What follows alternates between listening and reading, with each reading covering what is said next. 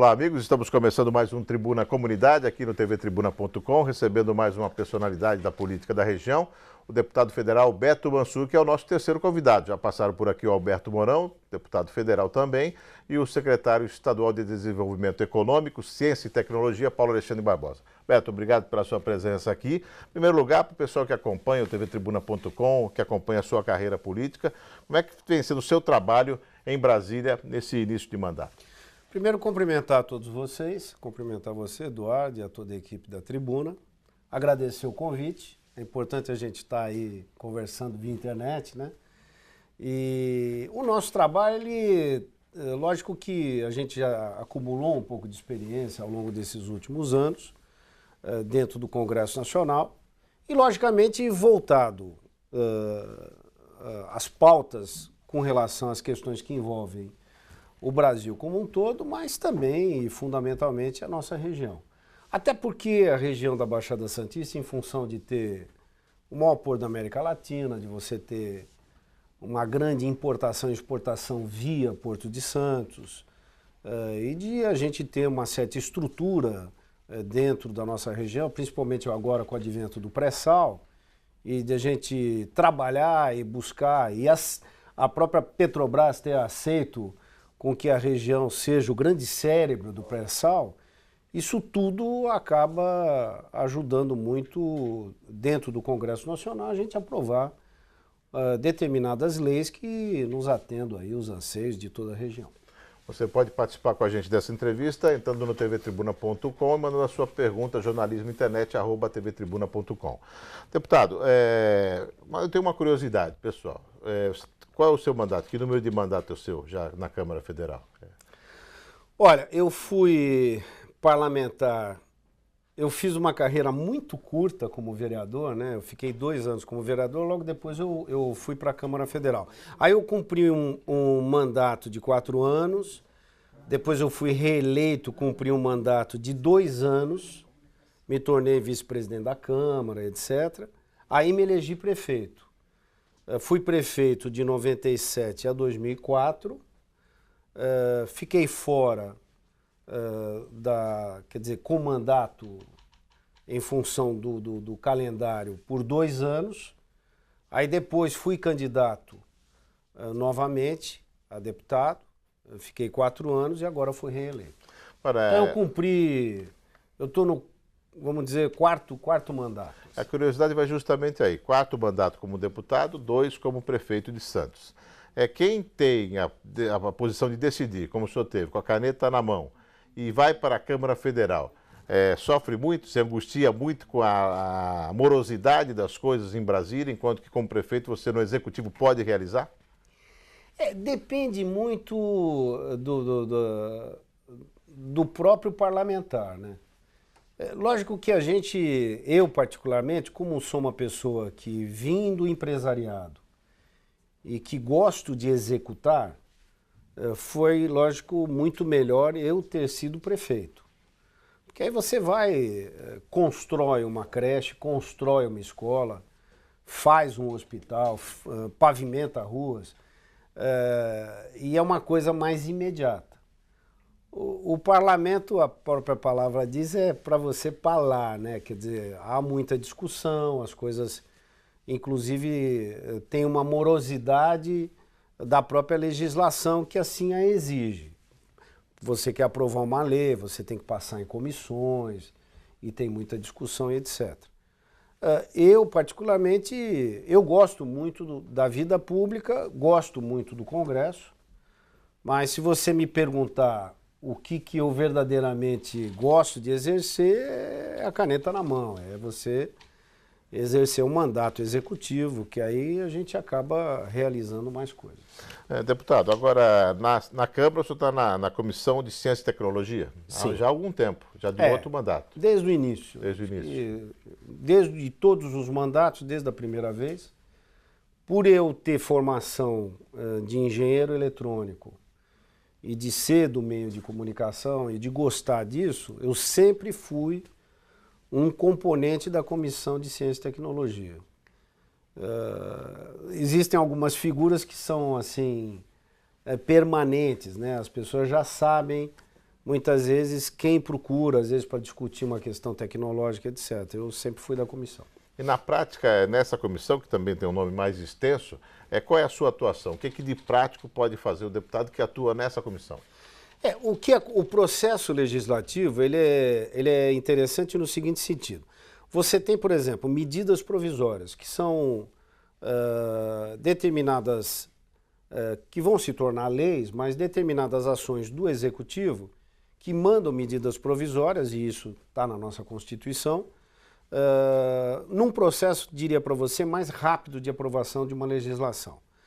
Então, o governo manda essa medida provisória, ela não passa nas comissões, ela acaba sendo indicado um relator, que quem indica muitas vezes é o presidente da Câmara ou o presidente do Senado, e aí esse relator acaba relatando essa medida provisória, você tem prazo de apresentação de emendas, etc., e isso acaba sendo aprovado na Câmara e depois segue para o Senado e vira lei. Um projeto de lei ele é diferente. Você apresenta uma proposta, um projeto de lei na casa, todos os deputados e senadores podem apresentar seus projetos. Aí, normalmente, você vai para uma comissão, que é uma comissão afim, vamos dizer assim. Se eu apresentar um projeto ligado à área de infraestrutura no setor de telecomunicações, apresentar um projeto ligado à área de rádio, televisão, etc., meios de comunicação, obrigatoriamente uma comissão que é obrigatória é a Comissão de Ciência e Tecnologia. Aí, se você pega alguma coisa ligada à questão financeira, de imposto e tal, vai obrigatoriamente para uma comissão, que é a Comissão de Finanças. Agora, todos os projetos passam obrigatoriamente pela Comissão de Constituição e Justiça. Depois disso, de aprovado, ou ela tem uma função terminativa, ou seja, não precisa ir para o plenário, ela vai direto, muitas vezes, ou para o Senado ou para aprovação do próprio presidente, ou ela sai da comissão e vai para o plenário para ser votado. Deputado, que recursos o senhor conseguiu nesse início de mandato para a região? Porque muita gente vê o deputado com essa função de conseguir para a sua região, para a região que ele foi eleito, recursos que possam ser aplicados nas cidades da Baixada Santista, Vale do Ribeira, enfim. Nessa questão prática, que recursos o senhor já trouxe? Olha, no mandato passado nós conseguimos por volta de 70 milhões de reais nos 4 anos para os municípios da região da metropolitana da Baixada, de uma maneira geral. Eu trabalho muito, diria para vocês, nos 9 municípios e também nos municípios do Litoral Sul, que são municípios que precisam de recurso, são municípios que têm muita dificuldade de repasse de recursos do governo do estado e também do federal, então a gente procurou investir muito, principalmente na área de saúde, nos municípios do Vale do Ribeira. Então eu atuo desde Ubatuba até, vamos dizer, Cajatiba, no sul, quase que a divisa com o estado do Paraná. Nessa legislatura nós apresentamos, lembrando a vocês que a gente está aí com 8 meses de mandato, 7 meses e meio. Nós apresentamos propostas já do ano passado, que valem para o orçamento desse ano. Por exemplo, eu apresentei uma proposta, vou até dar em primeira mão aqui para vocês, porque o governo vai começar a liberar recursos agora, referente às emendas do ano passado. Nós vamos liberar um recurso de pavimentação de uma emenda ainda do ano passado, aqui para a cidade da Praia Grande, que tinham me pedido para poder repavimentar a cidade. Nós temos uma emenda importante que repavimenta todo o centro da cidade de São Vicente. O projeto está tudo pronto, só falta a Caixa Econômica liberar, 3 milhões de reais. Tem um projeto importante em Santos, em que nós vamos remodelar e informatizar toda a parte de sinalização da Avenida na Costa, da Avenida Nossa Senhora de Fátima e também de toda a parte da praia, porque você tem um problema grave de trânsito nessas vias. São 3 milhões e meio, que também a gente está aguardando a liberação. E nós temos um projeto importante que é a construção de um centro poliesportivo na área continental de São Vicente.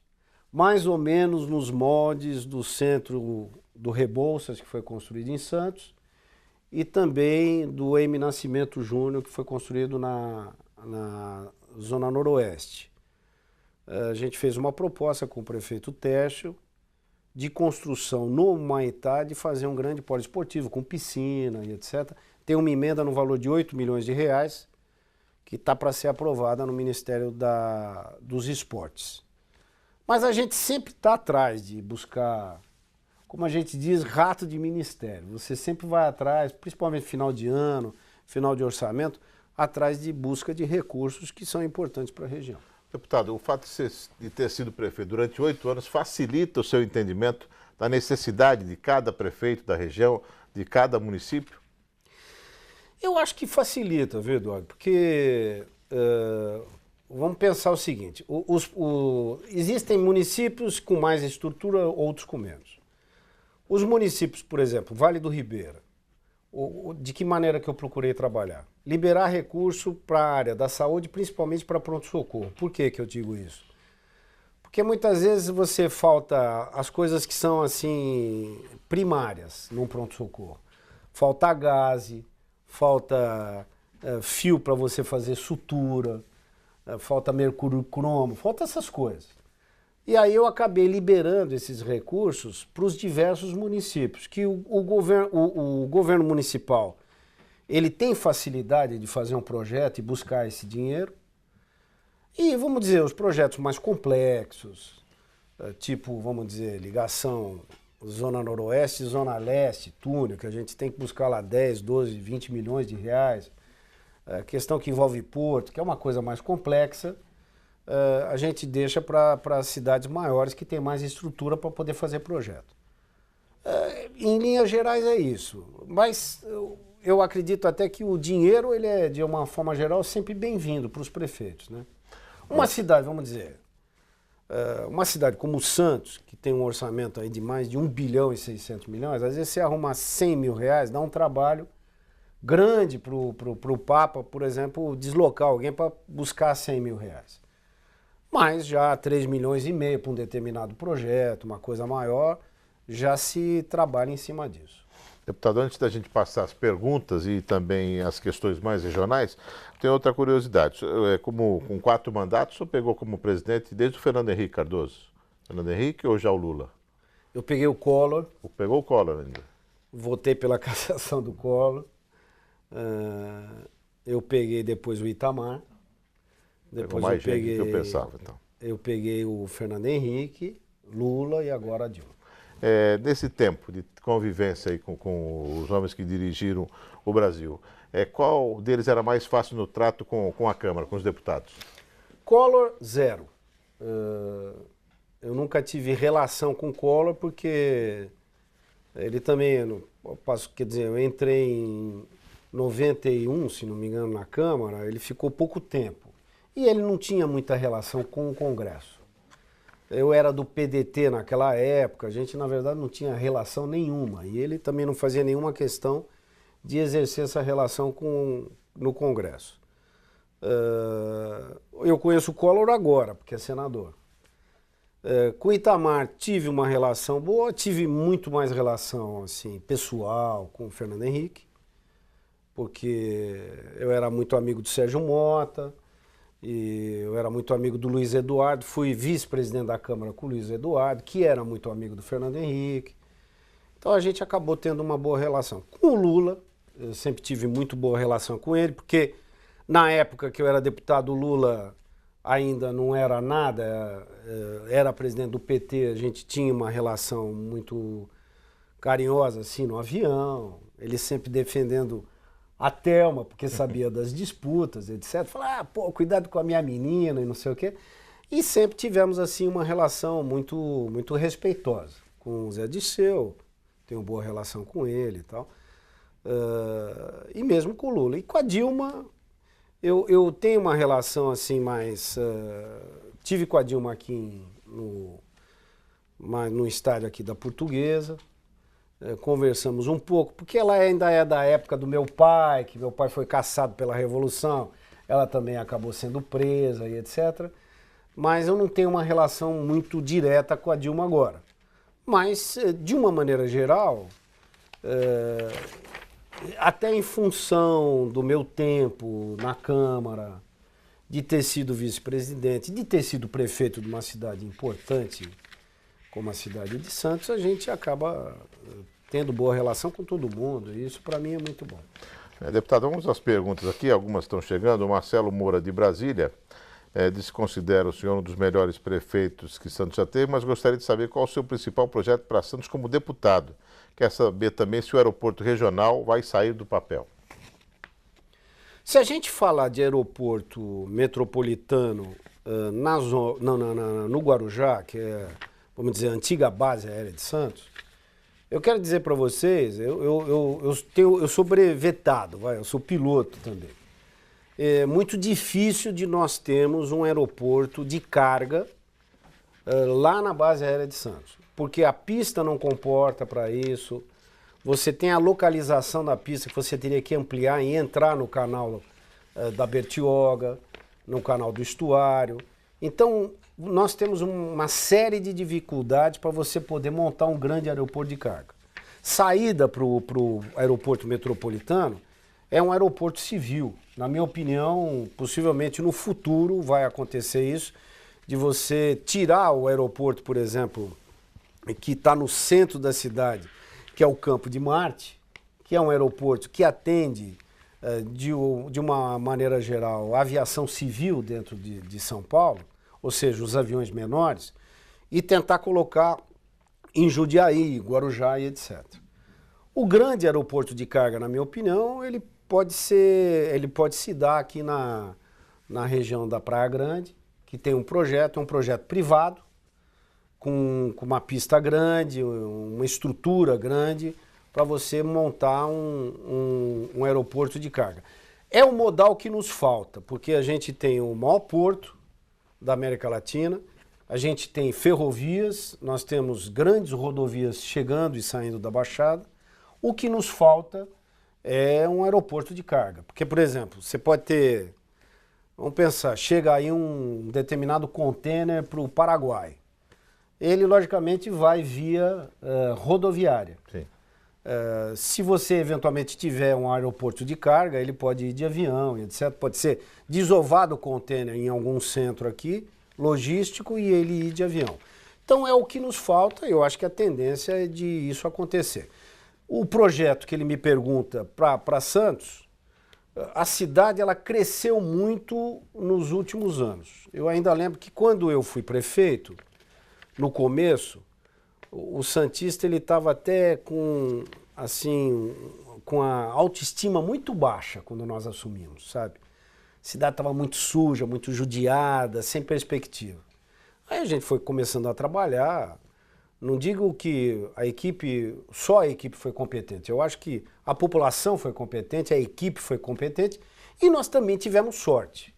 O advento do pré-sal, nós mudamos a legislação de uso e ocupação do solo de Santos, ao mesmo passo que a Marta Suplicy alterou a legislação em São Paulo, quer dizer, muitas empresas de construção vieram para a cidade com a possibilidade de fazer grandes edificações. E hoje você vê um crescimento muito grande dentro da nossa cidade, da região. Estou vendo aqui, várias perguntas estão chegando, algumas provocações para o senhor, como poderia deixar de ser, né? Em política, quando se fala de política, futebol e religião, as perguntas são as mais variadas. Não tem problema. Tem uma outra colocação, você falou dos problemas da cidade, o trânsito piorou muito do tempo que o senhor foi prefeito para agora, o número de carros aumentou, a cidade foi planejada lá para trás, a entrada da cidade é um exemplo, né? Foi feita a última obra lá, acho que no governo do Paulo Gomes Barbosa, aquela entrada da cidade. Pelo menos a gente deu uma mexida, ainda antes de eu sair, mexemos um pouco. Mas a principal foi feita naquela época. A grande obra foi o Paulo. Agora, havia no seu governo, nas suas pretensões, a ligação de um túnel, né? Como é que é essa obra, como seria? O senhor já defendeu há algum tempo. Essa obra ela vai ter que ser feita.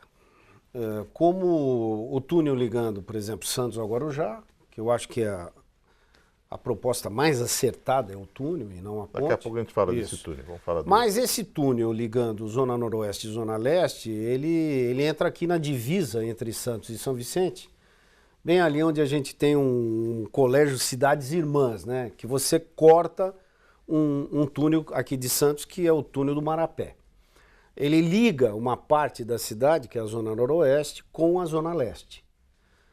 Além de integrar essas duas regiões da nossa cidade, ele também facilita muito a entrada, porque quem vem da Imigrantes, por exemplo, que desce a serra, não terá mais a necessidade de entrar ali pelo Cubatão, no Bolsão 8, pegar a Anchieta e entrar pela Martins Fontes para entrar na única via de acesso para Santos, que é a Martins Fontes. Ele vai poder vir pela Imigrantes, entra na Avenida Penedo ali em São Vicente e já vem diretamente no túnel, ou ele vem para a Zona Leste no túnel para o setor de praias, ou ele vai ter um desvio indo diretamente para o Porto de Santos, pelo Jabaquara, ali por trás. Mas a saída seria onde? Você estava falando, se referindo à entrada aqui em São Vicente. A entrada por São Vicente, entre Santos e São Vicente, bem na divisa. A saída ali um pouquinho... Você tem a descida do Morro da Nova Sintra, seria mais ou menos perto ali, onde a gente tem a escola de samba, como é que é?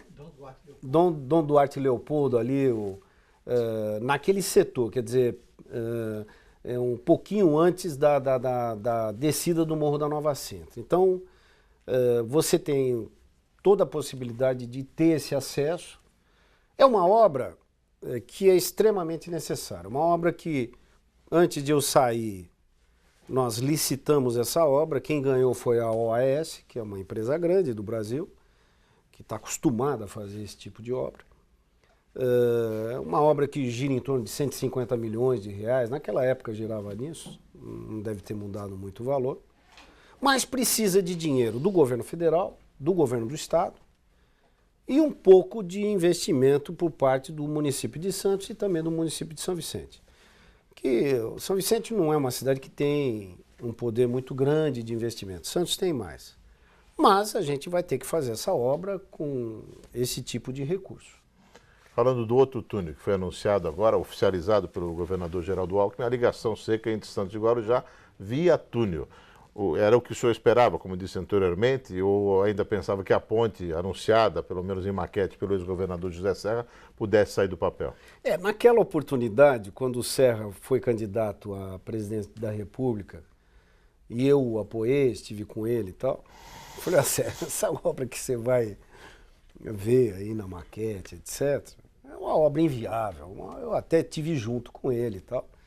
Mas a gente comentou, eu falei, é muito difícil você ter uma obra na entrada de um porto como o Porto de Santos com um limitador de altura. Mesmo que você construa uma ponte com um vão de 80 metros, 85 metros, que normalmente os grandes portos hoje no mundo, foi construída uma ponte agora na China, etc., com 85 metros.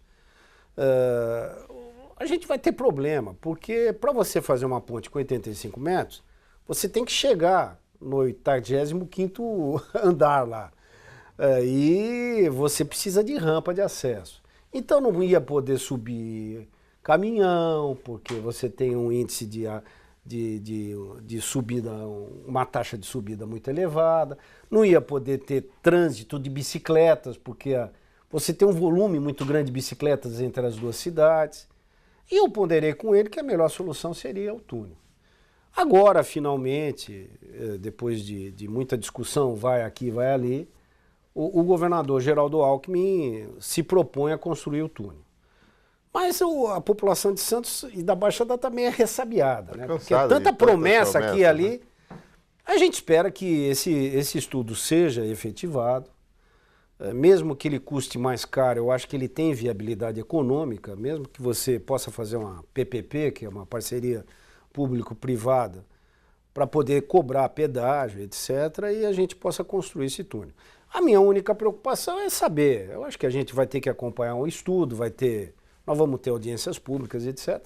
Porque está se falando muito, a boca do túnel vai se dar na Siqueira Campos, aqui, que é uma via da nossa cidade, né, da cidade de Santos. É uma preocupação porque você vai ter que ter trânsito entre margem esquerda e margem direita, de caminhões, etc. Mas é uma saída, eu acho que a gente tem que buscar essa obra. Nós não temos nada, vamos fazer essa ligação. Uma outra ligação que eu acho que é importante, que a Ecovias quer fazer sem o governo colocar dinheiro nenhum, ela quer um reajuste lá no contrato de tempo, isso é lógico que o governo vai ter que ver isso, se interessa para a sociedade, mas ela quer construir essa ligação ali na Lemoa. Eu defendo a ideia, vamos construir primeiro uma coisa e podemos ao mesmo tempo fazer outra, mas se for com dinheiro da iniciativa privada.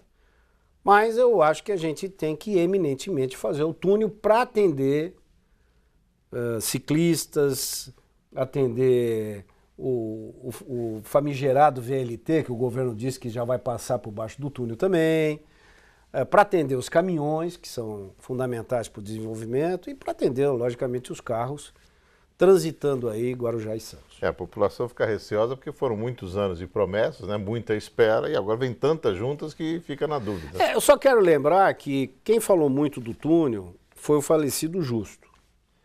Essa proposta ela já existia já bem antes. Eu tive em Hong Kong, inclusive o jornal A Tribuna vai fazer uma viagem para a China, eu acho, já estive na China um mês, eu acho muito interessante que quem não conhece, e quem é ligado a Porto, etc., ela vai fazer um Santos Export lá.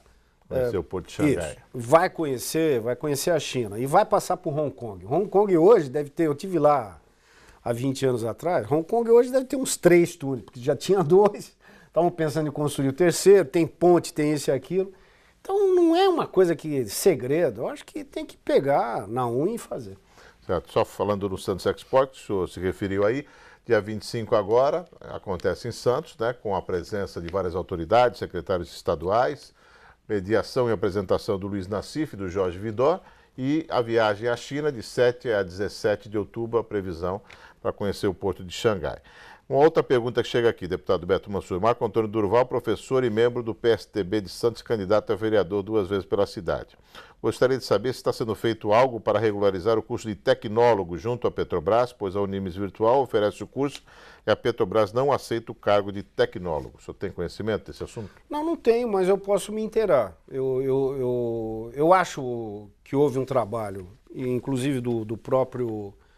do prefeito Papa, do Geraldo Alckmin, que é o nosso governador, e a gente trabalhou muito nisso, de trazer, de alguma maneira, uma semente da Universidade de São Paulo para cá. Finalmente isso vai acontecer, ela vai ficar ali no Cesário Bastos. Eu conversei com o reitor da Escola de Engenharia, e nós já vamos ter vestibular esse ano, para as questões que envolvem Porto. Eu acho muito importante que a gente tenha cursos de tecnólogo, que não tem aí, não tem um tempo de engenharia plena, que são 5 anos, mas com um tempo menor para a gente formar técnicos que muitas vezes entendam das coisas e que vão lá, muitas vezes, apertar parafuso que muito engenheiro não sabe. O grande problema do Brasil, eu diria para vocês hoje, é falta de engenheiro, porque a gente, de alguma maneira... ficamos estagnados durante um tempo, mas estamos num crescimento grande. Muitas vezes a Petrobras está trazendo gente de fora, está trazendo estrangeiro, porque a gente não tem informação, os nossos engenheiros sêniores não são suficientes para poder atender essa demanda, mas a gente fundamentalmente precisa de gente técnica nas diversas áreas de atividade. Eu vou ver isso. Deputado, pergunta enviada em nome da Associação de Moradores e Amigos da Cidade Nova Peruíbe. Os moradores de Peruíbe querem saber se é possível o deputado ajudá-los nas autorizações e verbas necessárias para a construção da rodovia Parelheiros-Itanhaém. Com a obra, os congestionamentos enormes e feriados prolongados e férias iriam acabar e aumentaria o número de empregos na cidade. É uma obra que também é projeto antigo. Antes até da construção da rodovia dos imigrantes, se falou muito até na época até do Maluf, quem falava muito isso era o Erasmo Dias, não sei se o pessoal lembra, o falecido Erasmo, que defendia muito a construção dessa rodovia. Eu acho importante, lógico que o Estado, o governador tem muita consciência com relação a uma obra como essa. O que eu tenho visualizado muito? Eu acho que essa subida, essa serra que vai pegar a BR-116, eu recentemente acabei fazendo uma viagem até o sul do país. Você tem uma parte da BR-116, se a gente pegar aqui pelo litoral sul, você ainda tem um pouco de facilidade para subir a serra. Uma serra perigosa, mas ainda tem um pouco de facilidade. Mas o governo federal está mexendo na obra, porque ela é uma rodovia federal, está mexendo na obra da serra que vai ligar com São Paulo. Não tem muita saída para o desenvolvimento, principalmente dos municípios, diria para você, da Praia Grande, vamos dizer, para baixo. Essa rodovia é uma rodovia extremamente necessária, não só para desafogar o trânsito, mas também para poder trazer um desenvolvimento maior para o litoral sul. A Solange Neves, de Peruíbe, a pergunta se há possibilidade de fazer uma PL para concessão de aposentadoria especial às mulheres que tiveram problema com o câncer de mama. Acho difícil, eu sou muito sincero com vocês. Nós estamos aí lutando para que a presidenta, ela até vetou essa proposta na lei de diretrizes da lei orçamentária, ela vetou o aumento para os aposentados e pensionistas no Brasil, né? Então, eu diria para você que qualquer tipo de eventual atendimento para determinados setores, diria para você que é muito, muito difícil hoje de ser aprovado. Porque você tem, logicamente, sabemos que temos uma inflação, a gente tem um déficit grande hoje e o governo está contendo um máximo de despesas. Qualquer projeto que muitas vezes se apresenta que aumenta algum tipo de despesa, mesmo que seja um projeto justo como esse, dificilmente passa. Mas a gente está procurando, vamos ter até uma reunião grande semana que vem, vamos tentar ver se o governo pelo menos dá um reajuste para aposentados e pensionistas no Brasil. Perfeito. Deputado, Geraldo Prates Maia, via Facebook, pergunta o que está sendo feito em termos de segurança pública, em especial para a Baixada Santista.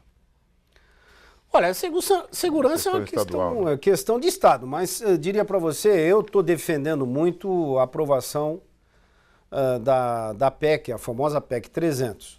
Se você me perguntar, passa? Eu também diria para você, com muita sinceridade, já comentei sobre isso, que é uma coisa muito difícil de passar, mas não é impossível. O que é a PEC 300? Ela determina um piso salarial para policiais militares, civis e para o Corpo de Bombeiros. Num primeiro momento, queria se comparar o piso salarial, por exemplo, do Distrito Federal, no qual a Polícia Militar e Civil ganha bem lá, e acabou sendo mudada a legislação, mudada inclusive a proposta, mas vai se determinar um piso salarial se a PEC 300 for aprovada. Eu, já de antemão, voto a favor disso, mas você tem muitos governadores que não querem nem ouvir em PEC 300, muito menos o governo federal.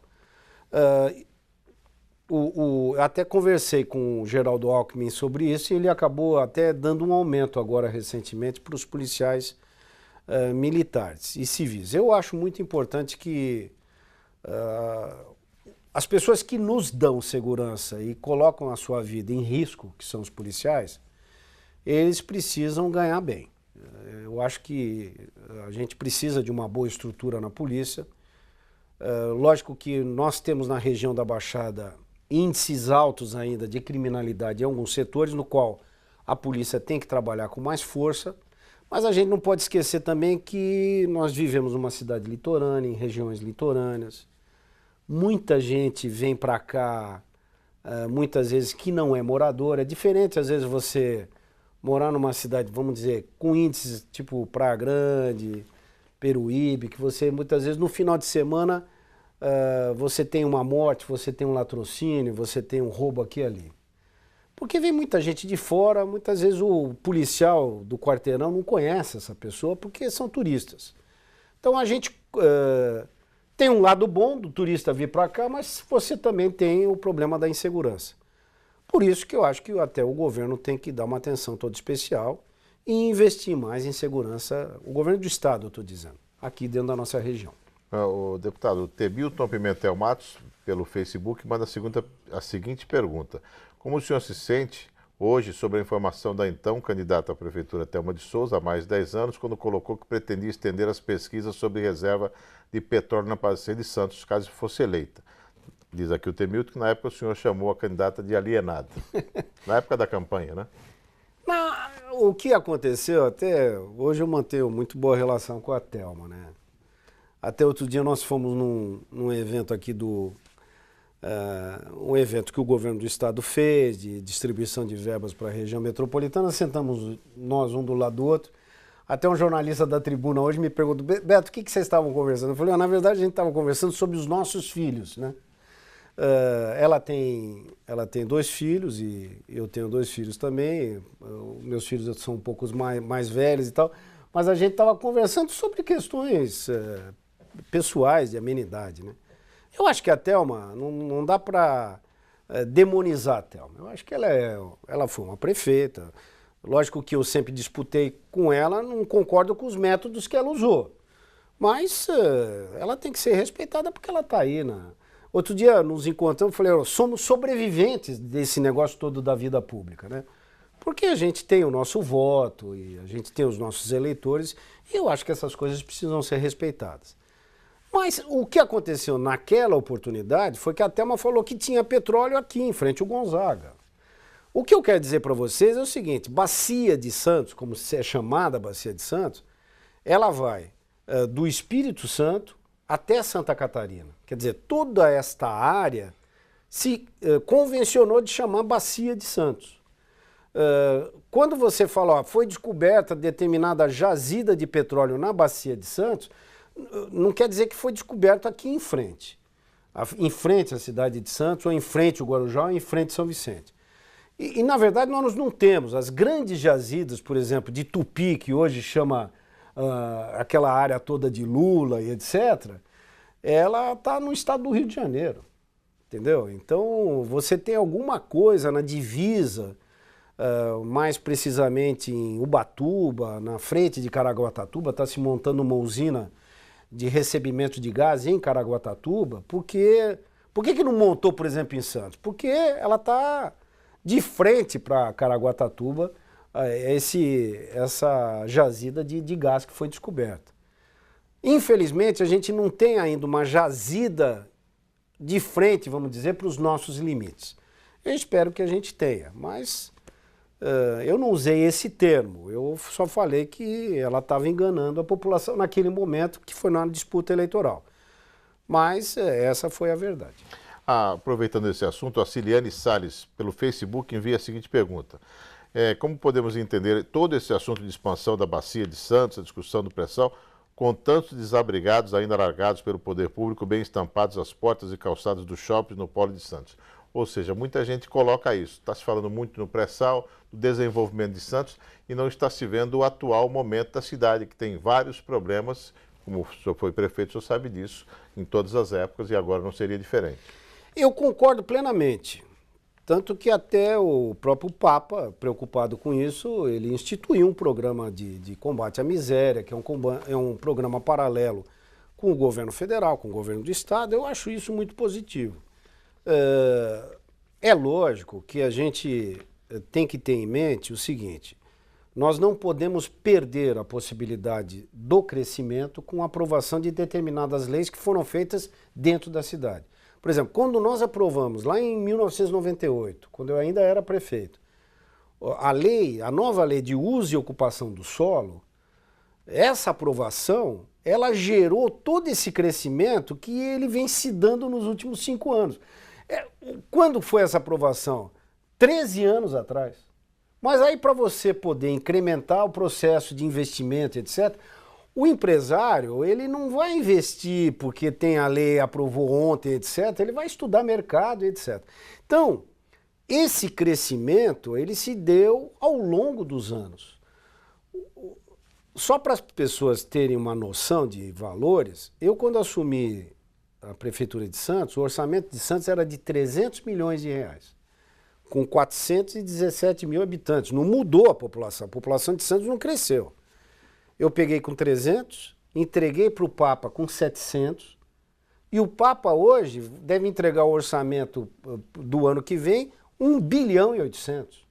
Entendeu? Então, a cidade ela está crescendo. A cidade presta bons serviços de educação, de saúde. A gente não pode esquecer que Santos é uma cidade que concentra atendimento médico, muitas vezes de alta especialidade, etc., se concentra em Santos, porque os outros municípios não têm essa estrutura. Então, lógico, a gente tem um problema aqui e ali que precisa ser resolvido. Diria para você que é mais falta de capacidade, diria, da Secretaria de Ação Comunitária, etc., de recolher essas pessoas, de dar um atendimento digno para elas, do que, eventualmente, a miséria que existe em Santos. Santos é uma cidade que tem muito pouca, não tem favela, assim. Quem mora no morro, muita gente pensa que quem mora no morro é favela. De jeito nenhum. As pessoas que moram no morro são pessoas que vieram, muitas delas de Portugal, daqui e dali, e se instalaram nos morros porque ele tem uma característica muito parecida com Funchal, por exemplo. Ou com outras cidades. Mas não que a gente tenha favela. A gente tem um núcleo na Zona Noroeste, ali Vila Telma e tal, pequeno, que precisa ser resolvido, está sendo resolvido. A gente tem alguma coisa no antigo Lixão da Lemoa, que também precisa ser equacionado. Mas a gente tem problemas nos outros municípios. Por exemplo, Guarujá tem problemas gravíssimos de moradia e que não é... A gente não vive numa ilha isolada, a gente precisa também olhar para outros municípios com a pobreza que existe nos outros municípios, porque Santos pode eventualmente, nesse conglomerado todo, ser um bairro, vamos dizer, um bairro mais abastado, mais rico. Mas você não pode deixar de olhar que os outros municípios têm os seus problemas e precisam ser ajudados. Deputado, mais duas perguntas antes da gente falar de sucessão municipal, que é um assunto que já começa a esquentar. O Aguinaldo do Jardim Rádio Clube, pelo Twitter, faz aí uma crítica. A sua gestão e a do atual prefeito, há mais de uma década, vem prometendo uma solução para os problemas das enchentes na zona noroeste. Afinal, a prioridade do atual governo e do seu governo é beneficiar a orla ou priorizar a população como um todo? Não, nós não tivemos, durante esse meu período de 8 anos, nós fizemos muitas obras, arrumamos a casa de uma maneira geral, fizemos muita obra na Zona Noroeste, mas nós não conseguimos. Dá para fazer muita coisa, não dá para fazer tudo. Nós não conseguimos resolver o problema de enchentes da Zona Noroeste. Eu digo por quê. A Zona Noroeste ela foi construída mais ou menos no nível da maré. E a gente vive, na verdade, numa ilha nos quais os canais são interligados. Quer dizer, se você pode ter sol, você tem uma maré alta, a Zona Noroeste, em alguns bairros, ela acaba enchendo. Quer dizer, acaba você tendo cheias, mesmo com sol. Então, é um problema de muito investimento. Porque você tem que ter comportas, você tem que ter piscinões, você tem que desaguar essa água que muitas vezes enche e tal. O Papa começou a fazer um trabalho, ele conseguiu um recurso, inclusive foi aprovado pelo Senado, etc., conseguiu um recurso do governo, um recurso internacional do BID, do Banco Mundial, e está liberado já o dinheiro para o projeto, e essa obra vai sair. Lógico que as pessoas, com razão, ficam ansiosas porque querem resolver seus problemas, porque muitas vezes quando você tem uma enchente, as pessoas acabam perdendo os seus móveis, etc. Mas eu diria para você que é um trabalho que custa dinheiro, uma obra que custa dinheiro e está sendo resolvida. O Luciano Chadá elogia aí a sua atuação como prefeito, acha que o desenvolvimento começou na sua gestão, mas ele queria saber qual seria o próximo passo para agilizar esse processo de crescimento. Qual a sua avaliação sobre quando efetivamente a população vai sentir no dia a dia esse progresso de forma mais clara? A cidade de Santos, eu conheço muitos municípios. Nós temos 5.565 municípios no Brasil. A cidade de Santos é uma cidade que tem um orçamento muito grande. Eu diria para você um orçamento per capita, ou seja, quase que 1 bilhão e 800 milhões de orçamento para uma população de 400 e poucos mil habitantes. E a cidade de Santos ela tem uma belíssima infraestrutura. Lógico que você tem um problema aqui e ali que precisa ser equacionado, às vezes uma atenção maior com lixo, uma atenção maior nas nossas calçadas, com às vezes os indigentes, com os pedintes, etc. Mas são coisas pontuais. Você tem problema em todos os setores de atividade. Você tem problema no Brasil inteiro de saúde. Você tem problema em Santos? Tem. Mas você tem muito mais problema nos outros municípios, né? Então, o que a gente precisa, e eu defendo essa ideia, é que a cidade de Santos ela tem que se voltar para a questão tecnológica, na minha opinião. Eu acho que a gente tem uma belíssima estrutura, tem o maior porto da América Latina, como eu disse. Nós vamos ter agora esse centro da USP. Eu acho que a grande tendência nossa é ter uma grande universidade, por exemplo, na área continental de Santos. A gente tem que chegar lá, doar um terreno para a USP, para ela poder construir aqui uma segunda extensão dela, grande mesmo, para a gente poder trabalhar com tecnologia. Porque a Petrobras, acertadamente, nos escolheu como grande centro pensador do pré-sal, tá certo? E esse trabalho é um trabalho que leva tempo, porque você não consegue buscar imediatamente a 6.000 metros de profundidade petróleo. A Petrobras está trabalhando nisso, detém essa tecnologia, e a gente já descobriu e sabe que tem uma jazida muito grande de petróleo em toda a Bacia de Santos. E o nosso centro vai ser o centro logístico, é a nossa cidade. Ela começou a construir essas 3 torres agora aqui na Lemoa, aqui no Valongo. No prazo aí de 2 anos, isso tudo vai estar gerando mais de 6.000 empregos. Então a cidade ela tem um potencial de crescimento muito grande, sem contar, logicamente, o crescimento do porto, porque quanto mais a gente está trabalhando, quanto mais a gente está trazendo ministros para cá e eles viajando conosco, etc., mais abre a cabeça desse pessoal para o investimento da iniciativa privada. Deputado, para a gente entrar no assunto sucessão municipal, o senhor, por exemplo, ficou surpreso ou já esperava esse anúncio do prefeito João Paulo Papa, que foi mostrado aí pelo Jornal da Ola, pelo jornalista Edson Carpentieri no final de semana, que o PMDB, o partido dele, vai ter candidato próprio. Foi uma surpresa ou o senhor já esperava isso? Olha, quando eu apoiei o Papa, eu procurei apoiar o Papa e eu sabia que ele não era do meu partido. Eu, na verdade, falo por mim. Eu acabei escolhendo alguém que eu achei que pudesse dar continuidade naquele trabalho que a gente vinha fazendo, que fosse alguém da equipe, que pudesse disputar tecnicamente e politicamente com alguém que tinha competência e tem voto como a Thelma, porque a eleição, a gente sempre sabe que é uma eleição muito difícil, tanto que ele ganhou de 1.771 votos. Ele ganhou no Photoshop, quer dizer, ele ganhou no dia da eleição. E eu acabei não escolhendo alguém do meu partido, porque eu sou do PP, e estava no PP, e ele já era do PMDB. Então, na verdade, eu procurei alguém que pudesse representar bem a nossa cidade e continuasse nesse trabalho. É uma opção do Papa. Eu acho que muita gente me pergunta, o Papa vai te apoiar porque você o apoiou. Eu acho que isso é uma questão de consciência das pessoas, né? Eu acho que não vou eu pedir apoio para ninguém, porque apoio é o tipo da coisa que você tem que dar com o coração, entendeu? Eu digo por mim, eu entrei na campanha do Papa de corpo e alma. Eu fui para a rua como se fosse a minha eleição. E eu trabalhei intensamente. Se eu perdesse aquela eleição, quem ia perder seria eu, entendeu? Foi o Papa que ganhou. Mas, se perdesse, quem estaria perdendo era o Beto Mansur. E eu não entro em disputa para perder.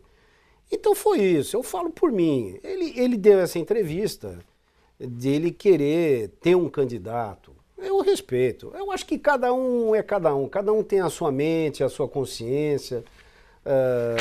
sabe o que deve fazer. Eu acho que somos pessoas adultas, a gente tem que respeitar a opinião dos outros. Ora, em campanha, o senhor falou de entrar em corpo e alma, independente dessa colocação e dele ter o direito de apoiar quem quisesse, o senhor, no seu íntimo, esperava que ele o apoiasse? Eu não sei, eu acho que eu sempre falo por mim. Eu, quando alguém me ajuda a subir um degrau na escada, eu posso olhar para trás, se eu estiver no degrau em cima, eu sempre vou estar com a mão puxando esse alguém para estar comigo. Mas eu não recrimino nada disso, não. Eu acho que é uma opção dele. Eu, na verdade, não apoiei o Papa com essa obrigação de ele me apoiar 4 anos ou 8 anos depois. Eu não tinha esse pensamento. Eu pensei assim, eu tinha algumas pessoas que estavam na administração naquela oportunidade para eu apoiar.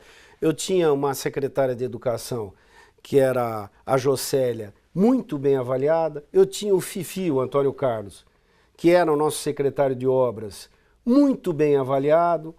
E tinha o Papa, que tinha história já na política, etc.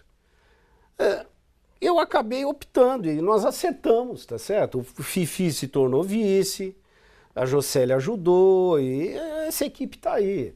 Eu acho que o que importa para a sociedade, para a população, é que o negócio deu certo. Agora, se ele vai apoiar, se ele não vai apoiar, é uma consciência dele, é uma opção dele.